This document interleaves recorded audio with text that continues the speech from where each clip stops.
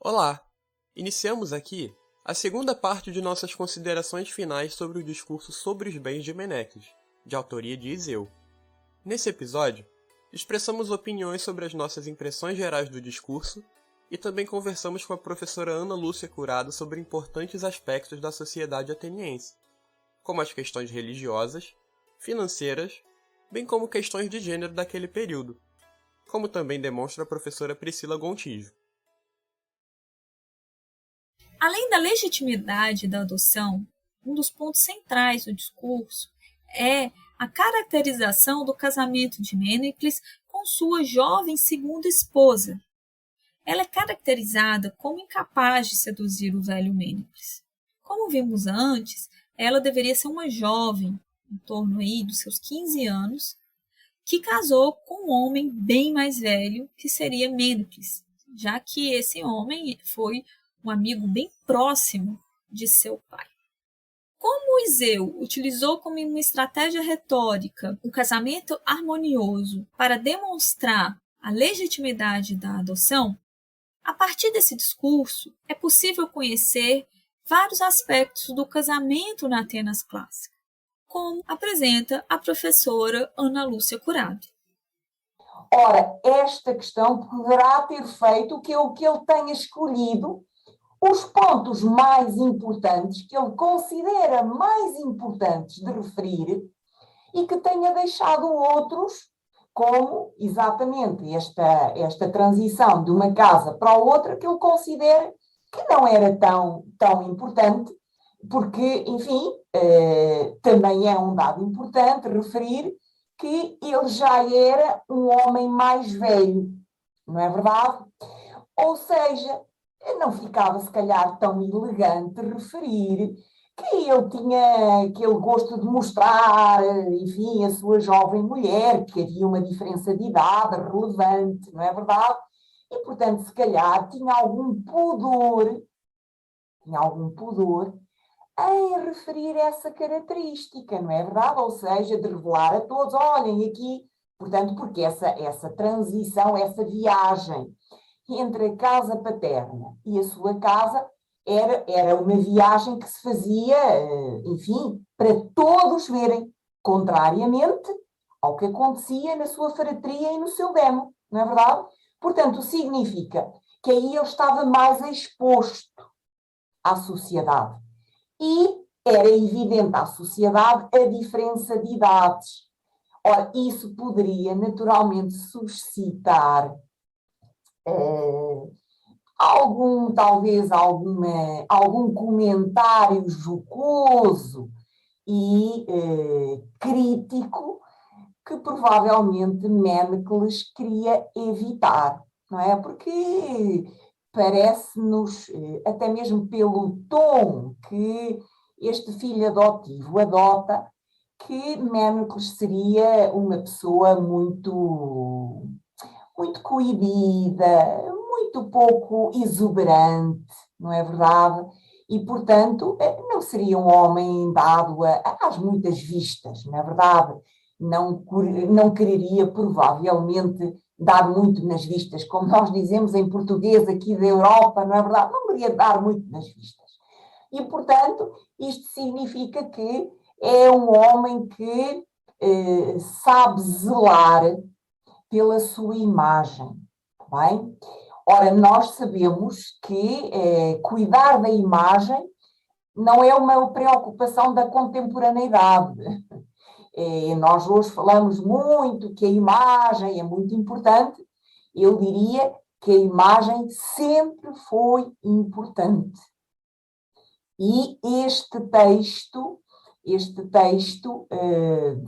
Iseu revela exatamente isso. Não está claramente dito, mas nós conseguimos ler, é possível deduzir daquilo que não é dito que ele é um homem muito cauteloso. A outra questão também que não é referida e está associada ao percurso que é feito é a questão do banquete, não é verdade? A questão do banquete. Ora, eu vou justificar da mesma forma porque o banquete apresentado normalmente era oferecido à família e era oferecido também aos elementos da fratria e do demo. Ora, nós também imaginamos que isso poderá ter acontecido. Não com grande espavento, exatamente pelas mesmas razões que eu acabei de alegar há pouco, mas se aconteceu a apresentação, como o orador refere, como aconteceu a apresentação da jovem esposa à fratria e ao demo, é natural, é muito natural que o banquete também tenha acontecido. Apenas o orador não referiu, porque considera que não é importante e porque provavelmente foi um banquete muito restrito, pequeno. Enfim, não havia necessidade de o referir. Depois de ouvir a fala da professora, eu pergunto para vocês. Vocês acham que o casamento de Mênecles realmente foi feliz? Será que a gente pode traçar alguns paralelos entre o casamento da Atenas clássica e as formas de casamento e de coabitação nos dias de hoje?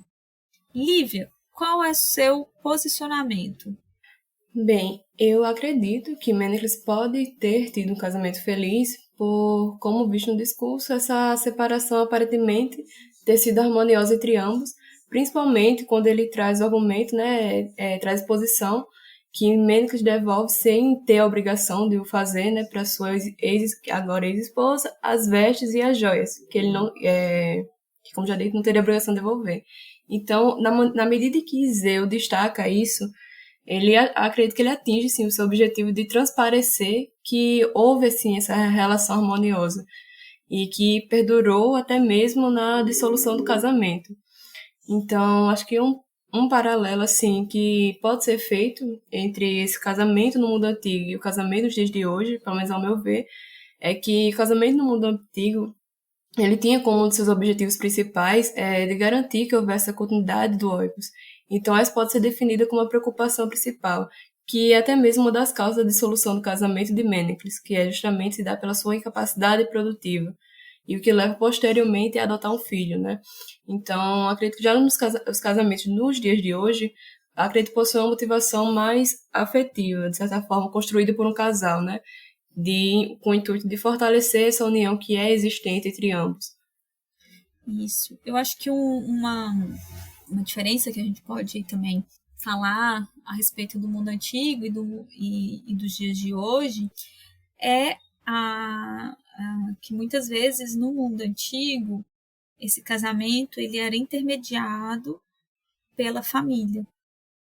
Mas mesmo pelo fato dele ter sido intermediado pela família, vamos dizer assim, talvez essa jovem não tenha tido uma total liberdade de escolha sobre quem seria seu marido, ela não parece infeliz com esse casamento, muito pelo contrário, ela parece satisfeita, e aí ela recusa, no primeiro momento, esse divórcio, ela tem dificuldade de aceitar esse divórcio. Miguel, e você, o que você acha sobre esse assunto? Bom, primeiramente, eu acho que fica um pouco complicado a gente pensar esse casamento como diferente do harmonioso, até pela forma que o Iseu escreve, Ele tem os interesses dele em jogo, ele está defendendo o casamento de Menecles com a esposa mais nova, e a todo momento ele coloca os fatores positivos dessa união. Fica difícil a gente perceber na obra as características negativas desse casamento, até pela escolha de Iseu na construção do ethos dos envolvidos. Eu, particularmente, penso que, diante das particularidades da sociedade da Grécia Antiga, é complicado um casamento de mais de 20 anos ele ser 100% harmonioso sem a presença dos filhos, Como Menecles mostra isso desde o seu primeiro casamento. Então, essa é a minha opinião. Apesar de Iseu construir o casamento como uma forma de união entre esses dois ter sido bem positiva, com poucos percalços, Mas eu penso que essa questão da ausência de Menecles de ter filhos tenha influenciado bastante na harmonia desse casamento. Isso, você levantou um ponto importante, essa foi o principal argumento para a dissolução do casamento. E um casamento que durou pouco mais de 2 anos. Esse casamento com essa segunda jovem esposa foi um casamento muito breve. E Zeu ainda destaca que o problema da geração de filhos não estava, vamos dizer assim, ligado à mulher, já que ele faz, vamos dizer assim, faz questão de falar que essas jovem esposa, ela contraiu um segundo casamento e teve 2 filhos desse segundo casamento, que a gente não tem muitos dados sobre quem foi esse outro marido, mas possivelmente era uma pessoa mais jovem do que Mênicles. E Ana Carolina, qual é as suas considerações sobre esse tema? Bem, claramente nós temos que considerar que o fato harmonioso do casamento não foi colocado sem motivo no discurso. Então, eu concordo tanto com a Lívia quanto com o Miguel, há ressalvas, mas acredito que sim, ele pode ter tido um casamento feliz. Até porque o motivo do casamento que é apresentado no discurso não diz respeito ao sentimento que eles tinham um pelo outro, e sim por uma questão muito importante que são os filhos. Então, acredito que, como a motivação do divórcio foi a ausência de filhos, isso não necessariamente implica de que eles dois foram infelizes no sentido mais da companhia um do outro. Mas, obviamente, a gente não tem como saber ao certo, tanto pela falta de informação, mas pela motivação da informação. Mas acredito que, como o motivo não estava relacionado a um caráter ruim de um dos cônjuges, eu acho que sim, eles poderiam ter sido felizes. Em nenhum momento do discurso nós temos informações que nos levem a considerar o contrário. No caso, não teria sido culpa dela ou culpa dele, no sentido de brigas, de discordância. É isso que eu estou tentando dizer. Não havia uma discordância entre eles, e sim algo muito maior que talvez nos dias de hoje a gente não possa compreender, mas a continuação do Oikos não era só uma preocupação legal, era explicitamente uma preocupação religiosa. Quem vai fazer os ritos? Quem é que vai honrar depois que o morto se for? Quem vai fazer as honras fúnebres?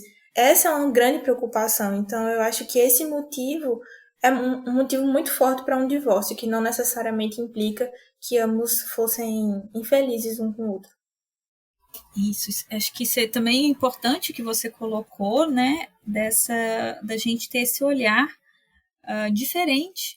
diferenciado, melhor dizendo, com relação ao mundo antigo. Então, se para nós, na atualidade, é possível ter casamentos e outras formas de relacionamentos a longo prazo, que isso não envolva necessariamente filhos, isso para o mundo antigo era muito difícil. Quase, podemos dizer, algo inconcebível. Por valores sociais, por valores religiosos, por valores morais. Então, acho que a gente tem, ao estudar essa fonte, a gente também reflete, né, sobre a forma como esses relacionamentos aconteciam no mundo antigo, e, ao fazer isso, nós também refletimos na forma como esses relacionamentos se dão no mundo de hoje. A questão dos filhos, ela pode tomar uma dimensão grande, né, na vida do casal, mas acho que quando a gente centra o olhar na antiguidade, mais do que uma decisão interna do casal, a gente vê que ali tem todo um âmbito da vida pública também envolvida. Então, há uma dimensão, essa dimensão, ela não fica restrita ao âmbito do privado. O casamento também é importante, não só para a gente pensar a maneira como é possível se estabelecer os relacionamentos, mas também para pensar os aspectos financeiros e particularmente as finanças dentro do Opus. O que vocês aprenderam sobre as finanças a partir deste discurso de Egeu? E nós podemos considerar a participação da mulher na economia no mundo antigo se levarmos em consideração também o dote. Ana Carolina?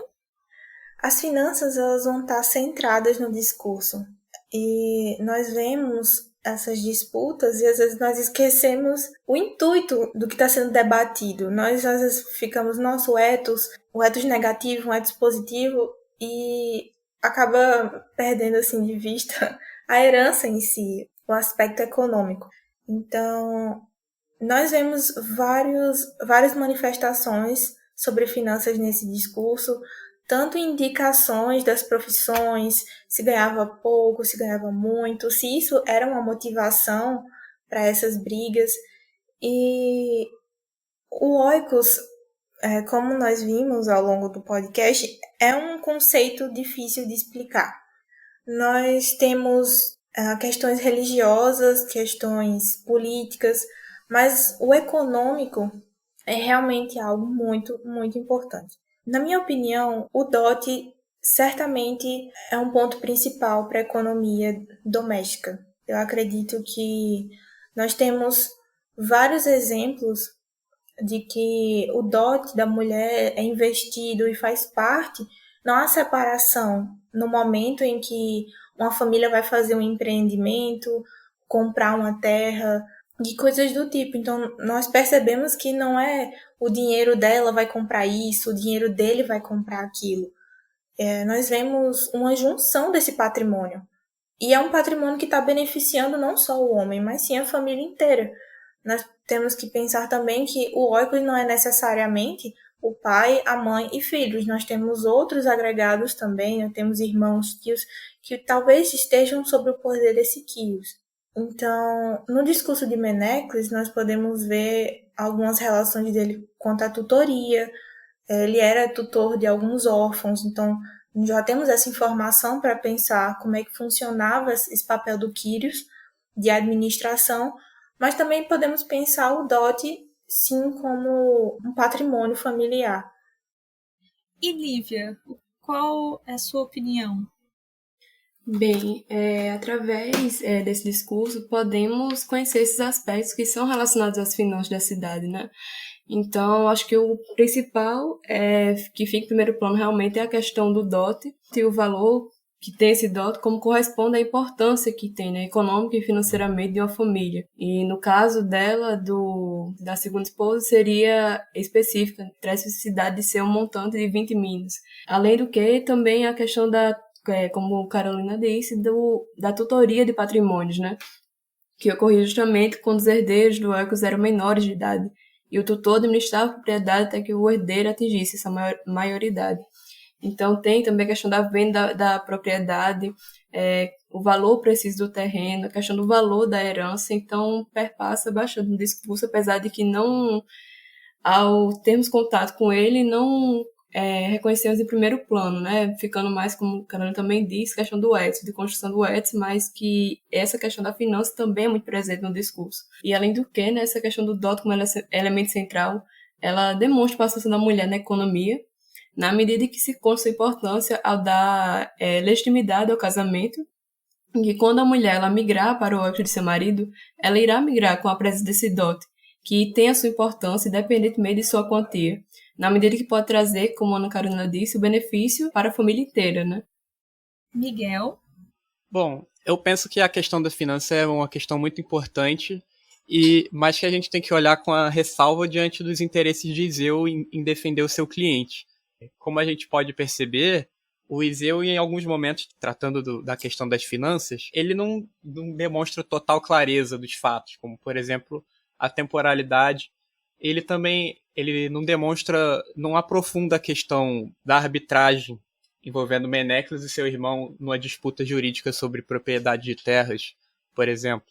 Então, essas omissões já fazem a gente olhar com certa cautela para as finanças de Menecles.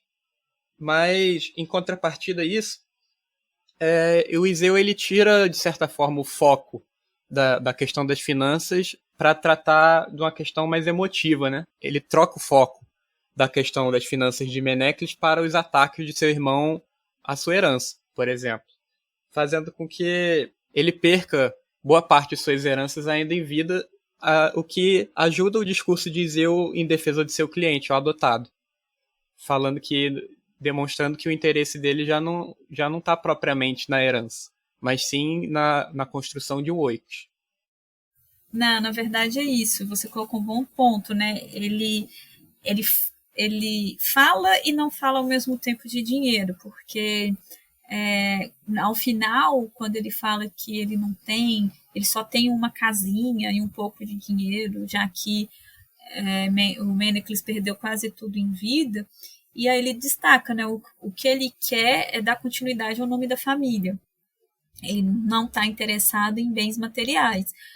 O que a gente sabe que esse tipo de argumento ia causar um impacto positivo na audiência, já que é um valor da moral grega você cuidar dos antepassados.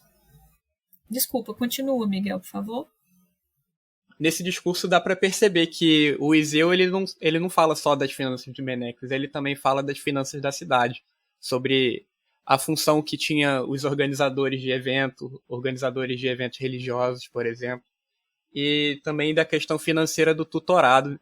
Mostra que Menecles foi tutor de Nícias, e é uma questão que ele não toca muito porque vai contra os interesses do seu cliente, né? Mas é uma questão a se discutir, a finança de Menecles após esse tutorado dele com o filho de Nícias.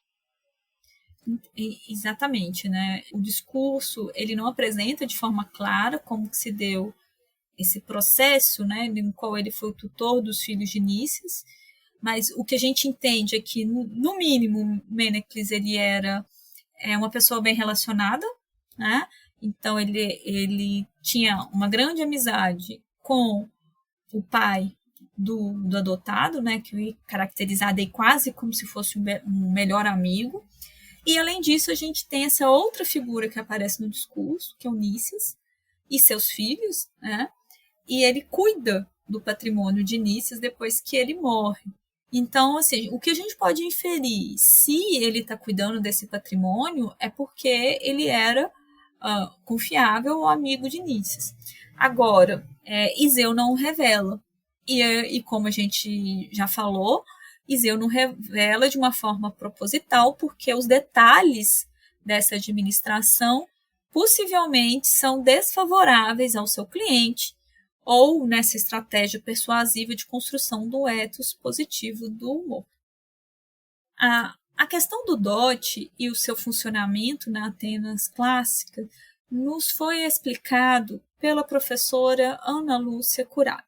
E a questão do dote é algo que tem que ser verdadeiramente valorizado, porque não só legitima o casamento, e agora já estou a responder-lhe novamente à sua questão, estou a retomar a sua questão, o dote legitima o casamento, portanto, está dentro daquela linha que eu há bocado iniciava, quando dizia que o acordo verbal feito entre as partes responsáveis pela jovem e o futuro marido é um acordo verbal. Nesse acordo verbal está também a presença de um dote, o assumir o compromisso de que a jovem, quando transitar para o seu novo oikos, leva precisamente um dote. E por mais pequeno que seja, é um dote. Está bem? Essa é uma questão. E sempre se põe a questão de um dote, precisamente qual é o valor, isso normalmente corresponde, o valor que é referido, corresponde à importância económica ou financeira, melhor dito, que uma família tem. Só que nós também temos que pensar que uma família às vezes não tem só uma jovem, não é verdade? Às vezes uma família tem uma, tem duas, tem três jovens. E, portanto, um pai ou os responsáveis por aquelas jovens têm que dar sempre dotes, não é verdade? Têm que arranjar dotes sucessivamente. Ora, a verdade é que nós não nos podemos esquecer, porque o orador também nos diz isso, de que já houve uma outra jovem mais velha. Portanto, nós imaginamos que aqueles jovens que estão ali a ser os representantes legais da mais nova, não é verdade? Entretanto, também já trataram do casamento da mais velha e que também terão dado ao futuro marido da mais velha também o dote. Ok? Portanto, a leitura que nós podemos fazer, antes de mais, e agora sim a resposta a esta primeira questão que me coloca, é: o dote é exatamente o elemento, é também um elemento determinador e legitimador da existência do casamento. Assim, através do discurso sobre os bens de Mânecles, conhecemos não apenas aspectos relacionados à retórica no mundo antigo, o direito ático, a importância da família e as finanças, né? A questão do casamento, do dote, disputa de terras, disputas familiares, briga entre irmãos, entre vários. Eu gostaria de saber de cada um de vocês qual foi o aspecto que lhe mais chamou a atenção no discurso, né? Então, gostaria que cada um contasse ao ler esse discurso. Pode ser na primeira vez ou depois nas releituras para fazer o nosso podcast. Qual foi o aspecto do discurso que mais lhe chamou a atenção? E eu começo respondendo, já dizendo que para mim o que mais me chamou a atenção nesse discurso foi o fato de trazer alguns valores precisos, né? Por exemplo, 20 minas, a avaliação do terreno, a avaliação da casa. Esses valores me chamaram muito a atenção ao longo do discurso, porque para mim era um contraponto muito grande a forma como ele estava descrevendo as relações do Mânecles com os demais sujeitos, né, nessa sociedade, seja aí no casamento, seja relações de amizade, seja nessa relação com o adotado. Então, você tem uma descrição, muitas vezes é uma descrição muito, muito bonita, e de repente você tem a quebra dessa descrição com a apresentação de valores bem precisos, né? E não é comum na retórica a gente ver elucidando valores tão precisos assim. Então, isso foi um dos aspectos que me chamou a atenção no discurso ao longo do estudo para a elaboração desse podcast. E você, Lívia, qual foi o aspecto que mais lhe chamou a atenção? Bem, o que mais me chamou a atenção nesse discurso, tanto na primeira leitura quanto depois, continuou sendo a questão da retórica utilizada por Iseu, né? Achei muito interessante como ele é persuasivo, a forma que ele constrói essa argumentação dele, né? Muito ligada ao emotivo, tentando trazer esse impacto no júri. Então, achei muito interessante a forma como ele faz isso, né? Como ele constrói essa imagem positiva do Mânecles, como ele constrói essa imagem positiva do filho também. E a maneira pelo qual ele faz isso ao longo de todo o discurso, né? Então, ele utiliza dessa argumentação ética de forma a comprovar, a defender os interesses, né, do seu cliente, de comprovar essa legitimidade da adoção.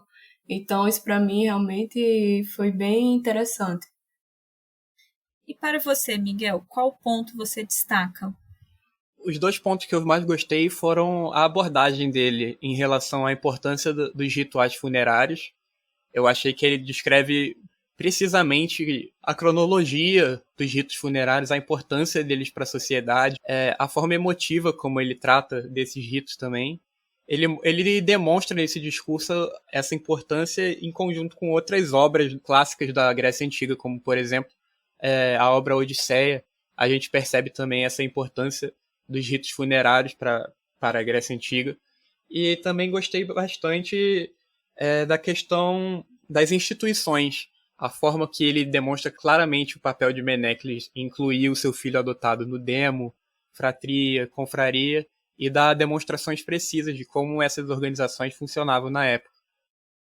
Ana Carolina, qual o aspecto que mais lhe chamou a atenção? Certamente, como a mulher ela é descrita nesse discurso. Acredito que o meu primeiro contato com um discurso de Iseu não foi nesse discurso, e sim com o terceiro. E a minha impressão, quando eu li esse discurso de Mênecles, foi um tanto de surpresa, porque a minha experiência tinha sido com a descrição de uma mulher ilegítima. Então, o que mais me surpreendeu nesse discurso é como o Iseu ele é habilidoso, seja para falar bem, seja para falar mal de uma mulher ou de alguém no geral. Eu acho que a estratégia retórica dele é extremamente... é uma perspicácia é muito singular o jeito que ele descreve. Então, certamente a questão de gênero nos discursos, na retórica, é um aspecto que me chama muita atenção, principalmente quando você tem a experiência de perceber a retórica de Iseu tanto para falar bem de uma mulher quanto para depreciá-la. Eu acho que isso foi o aspecto do discurso que mais me chamou a atenção, a forma como ele descreve o casamento, descreve o divórcio e descreve principalmente a vontade dela, que foi respeitada e levada em conta. Eu acho que esse foi um aspecto muito importante. Bem, pessoal, chegamos ao final do episódio de hoje e no próximo episódio vamos debater sobre o veredito a respeito dos bens de Mênecles. Não percam o próximo episódio de Senta que lá vem história.